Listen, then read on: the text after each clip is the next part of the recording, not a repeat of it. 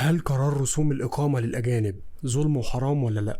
أي شخص أجنبي بيخش مصر سواء كان مقيم أو لاجئ بيتمتع بامتيازات وخدمات كتير قوي. أولا الأمن والأمان، بحيث إنه بيبقى محمي بواسطة الشرطة والجيش المصري.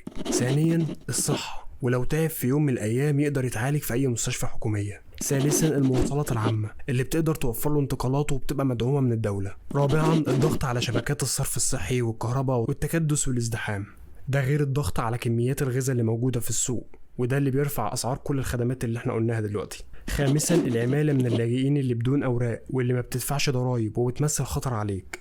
سادسا الضغط على السكن وارتفاع أسعار الإيجارات والعقارات. فيجي هنا السؤال، هي السنين اللي فاتت دي مين كان بيتحمل تكلفة كل الكلام اللي احنا لسه قايلينه دلوقتي ده؟